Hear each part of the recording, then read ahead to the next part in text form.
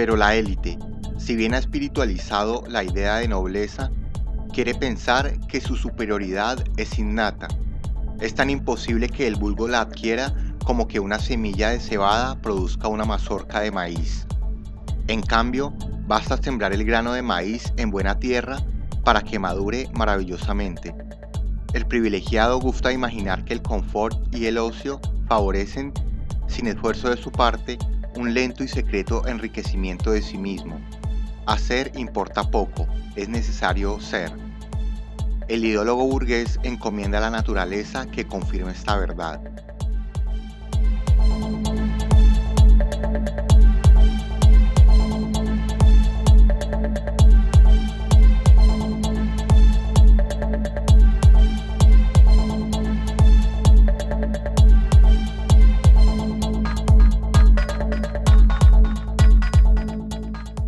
Simone Lucie Ernestine Marie Bertrand de Beauvoir nació en París el 9 de enero de 1908. Fue una escritora, profesora y filósofa. Se destacó especialmente por su activismo en pro de la igualdad de los derechos de la mujer. Su obra comprende novelas, ensayos, biografías y monografías sobre diversos temas políticos, sociales y filosóficos. Gran parte de su pensamiento estuvo ligado a la corriente filosófica existencialista. Simone nació en el seno de una familia burguesa que seguía estrictos lineamientos religiosos. Su padre fue Georges Bertrand de Beauvoir, abogado, y su madre fue Françoise Brasseur, una mujer profundamente creyente. Simone fue educada junto a su hermana en severos colegios católicos y desde temprana edad mostró gran inteligencia y un talento especial. Lamentablemente, la solvencia económica de la familia en estos primeros años se deteriora bastante, lo cual afectará la personalidad de Simone. Inclusive debió cargar con cierta culpa de ser mujer, inculcada especialmente por su padre, quien siempre prefirió un varón y llegó a decirle cosas como que tenía un cerebro de hombre. Los duros comienzos de la pensadora y el ámbito de su crianza y juventud están consignados en Memorias de una joven formal, de 1958, texto autobiográfico que denota las enormes dificultades de una mujer sobresaliente para convivir en un entorno represivo, forjarse una posición ante las adversidades y sus arduas reflexiones sobre sí misma y las relaciones con los demás, tanto a nivel emocional como intelectual. Desde aproximadamente sus 15 años, Simone ya tenía claro que quería dedicarse a la escritura. En 1927 obtuvo su certificado de Filosofía General. Más adelante se licenció en Letras y en 1929 culminó sus estudios con la redacción de una tesina sobre el filósofo alemán Leibniz. Más adelante conoció a Jean-Paul Sartre, personaje fundamental en su vida, quien tempranamente le propuso matrimonio, a lo que ella se negó para mantener la independencia y la libertad. En la década de 1930 se dedicó a la enseñanza en diversos lugares de Francia, incluido el Liceo Molière, de donde fue expulsada por sus relaciones con una estudiante. Algunos de estos encuentros íntimos los consignó en obras suyas como La Invitada, de 1943, lo cual le acarreó problemas laborales por motivo de denuncias, como el caso de la madre de una de sus alumnas.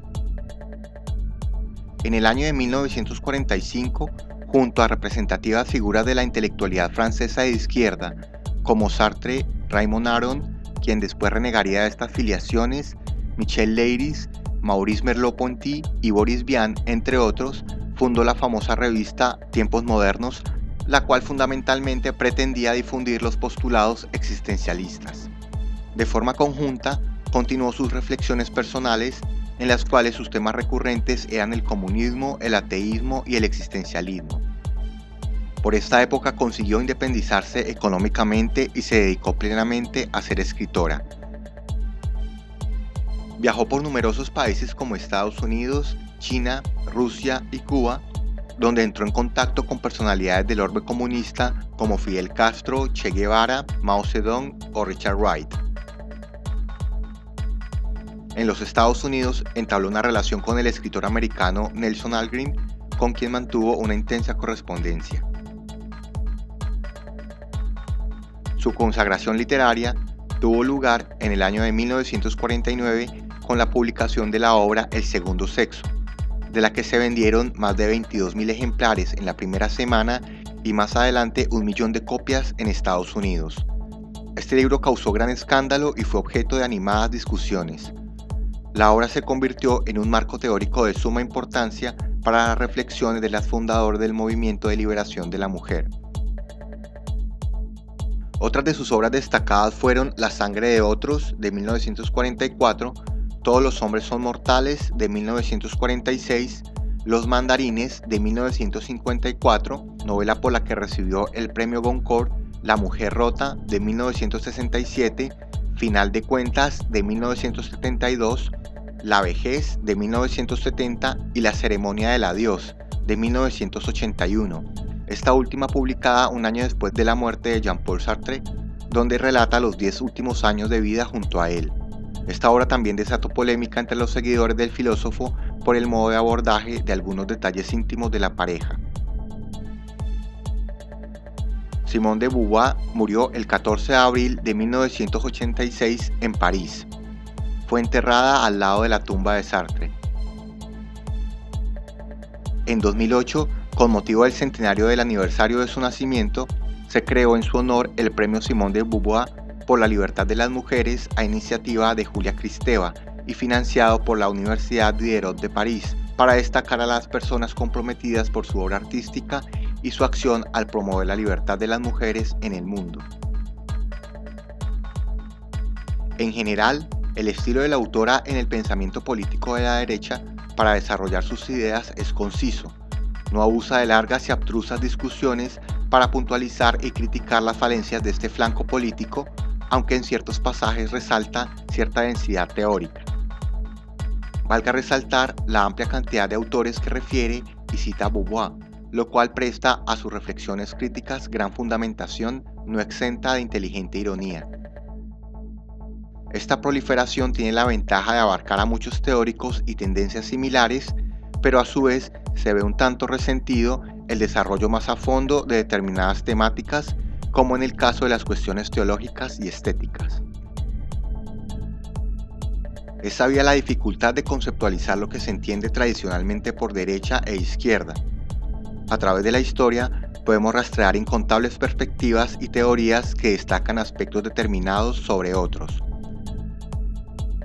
En este ensayo, escrito en el contexto posterior a la Segunda Guerra Mundial, la autora desarrolla fundamentalmente ideas y sectores de una derecha europea y norteamericana a nivel teórico y filosófico, que abogan por la reproducción de las jerarquizaciones, el pensamiento y la actividad de índole burguesa que protege a ultranza sus privilegios, pero sobre todo el quietismo, la inmovilidad cómoda que se distrae en sofismas de tipo ideal y que pretende dejar intactas las injusticias de la sociedad por considerarlas de menor relevancia frente al perfeccionamiento individual.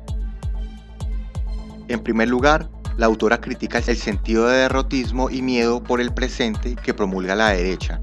Esta visión política prefiere un estado anterior en el cual parece haber mayor control sobre las dinámicas sociales y menos margen para la incertidumbre, cuando el capitalismo parecía estar mejor aceitado y funcionando con miras a un progreso imparable.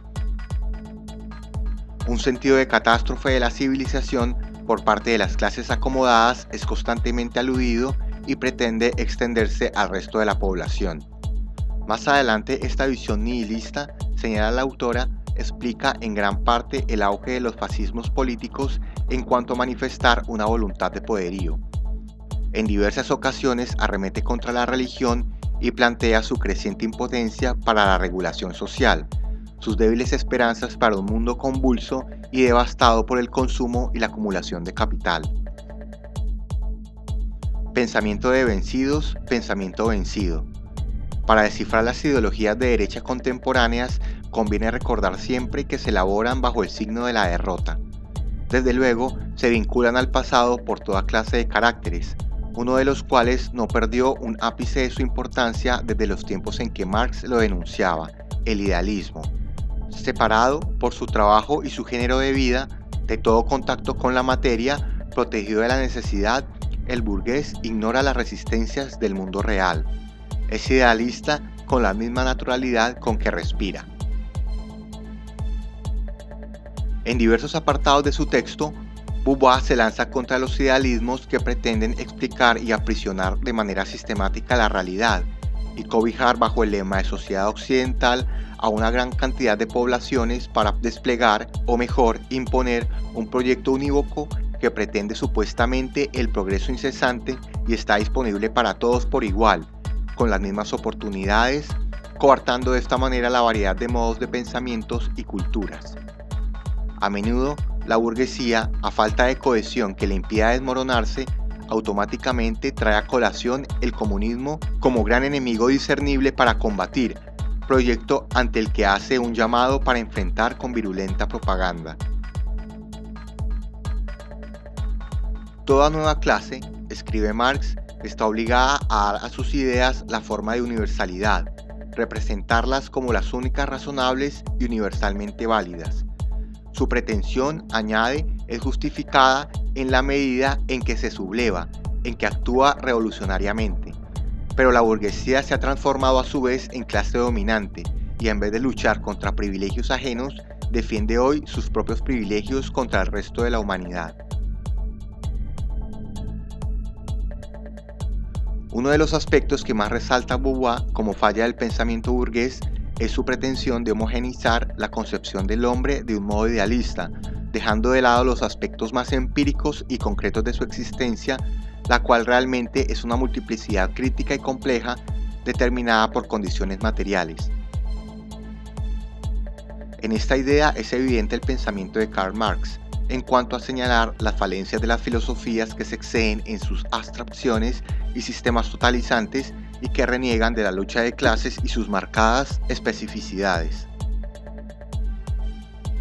Por extensión, dice la autora, en ciertos pensadores burgueses, las visiones psicológicas de la sociedad intentan deslegitimar las de tipo económico y material, reduciendo la realidad a cuestiones eminentemente subjetivas, y pone como ejemplo la influencia de Nietzsche en el pensamiento de derecha, en la medida en que éste señala constantemente en sus discursos el supuesto resentimiento tóxico de la izquierda debido a su debilidad y a sus sentimientos de inferioridad, y que sus doctrinas hacen uso de la virulencia y el descontento para convencer a las masas, sin una base objetiva e histórica, sino que obedece a la unívoca búsqueda del poder, a la manera de Maquiavelo.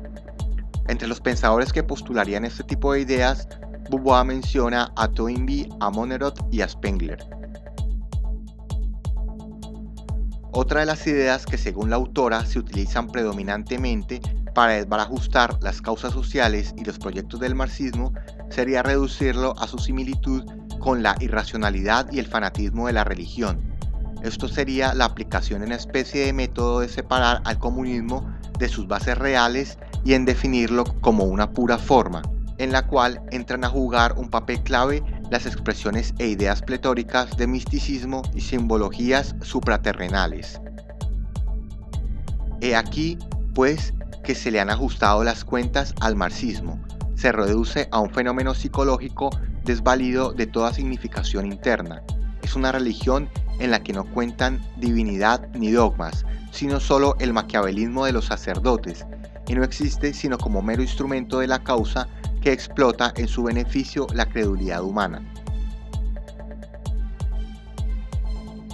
La autora desarrolla más adelante una crítica contra quienes postulan que los signos de debilidad que impelen a sumarse a los proyectos de izquierda obedecen a trastornos de tipo fisiológico o a manipulaciones mentales amparadas en avances científicos para lavar cerebros.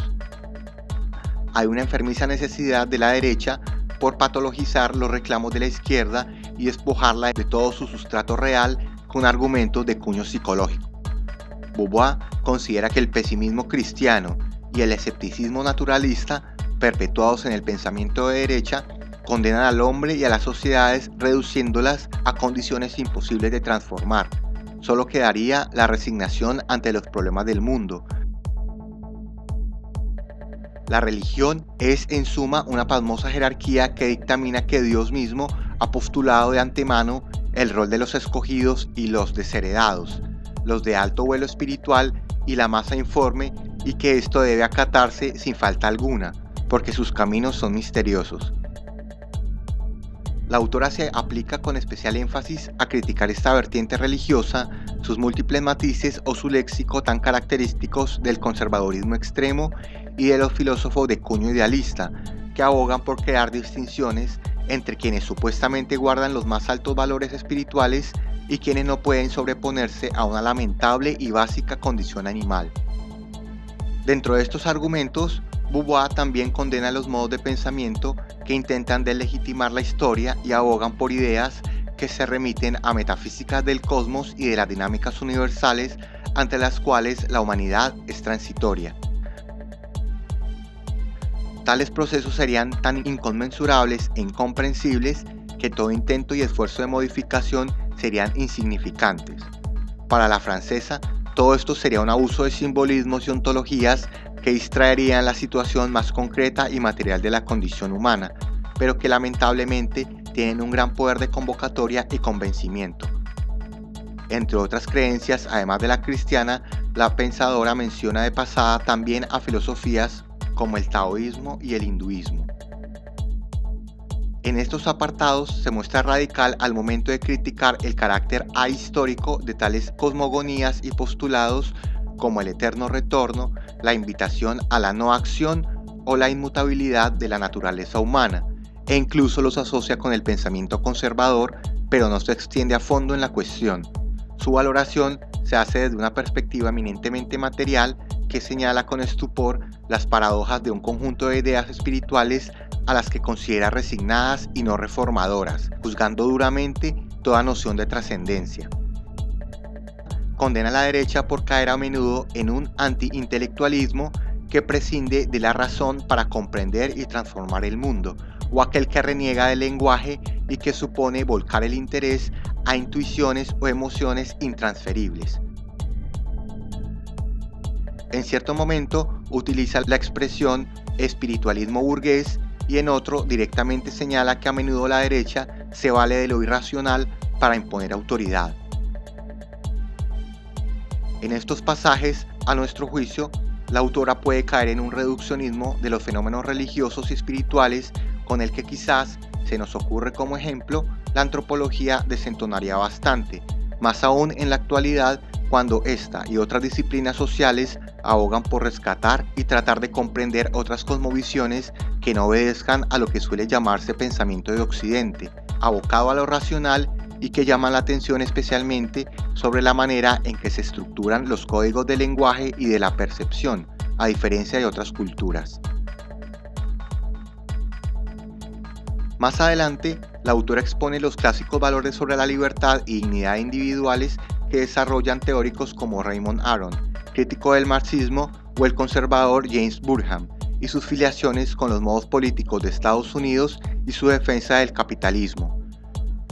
Critica que la burguesía se haya apoderado de una noción restringida de libertad para su propio beneficio, similar a su uso del término humano, por el cual pretende hablar unánimemente, pero que peca de demasiada abstracción y sesgo. Beauvoir también se explaya largamente en la inclinación por la guerra y la violencia que efectúa la derecha, buscando un sentido de heroicidad y que tiene gran debilidad por los mártires. Toda empresa individual que alegue nobleza, independencia o incluso anarquía, que haga distinción entre un puñado de elegidos y el resto de la masa, que promueva la diferencia y el criterio individual, para la autora son siempre inaceptables. Inclusive al hablar de vocación se muestra en desacuerdo. En este orden de ideas también se ensaña contra las nociones idealistas en el arte y la búsqueda de la belleza que se expone en términos aristocráticos. También condena a la burguesía por su capacidad de anexionarse obras y artistas que en primera instancia se habían levantado críticamente contra el orden establecido, lo que resultaría en una mutilación de la capacidad del arte, de su carácter crítico, de búsqueda de renovación constante que le huye a lo acomodaticio. En este apartado, consideramos que Beauvoir es atinada en cuanto incita a despojar las mezquindades y frivolidades que a menudo conlleva el arte y solicita mayor seriedad y peso tanto en la misma creación como en el diagnóstico de su importancia y sus límites frente a las duras circunstancias que hoy atraviesan tantas personas y sociedades, sin caer en romanticismos de la iniquidad ni justificar su reproducción real o mediante narcisismos intoxicados con el yo o incapaces de ver el mundo alrededor. En suma, el culto a la personalidad. La manía por la diferenciación y de afilar el individualismo se torna insoportable e ingenuamente arrogante, solo funciona para llamar la atención. La autora también hace un llamado a tener precaución con las jerarquías que se establecen en el arte y señala que la exclusividad a menudo es su única base justificatoria, el hecho de que solo pueda ser asequible a un puñado de personas y que lo masificado repercutiría en la supuesta calidad de una obra.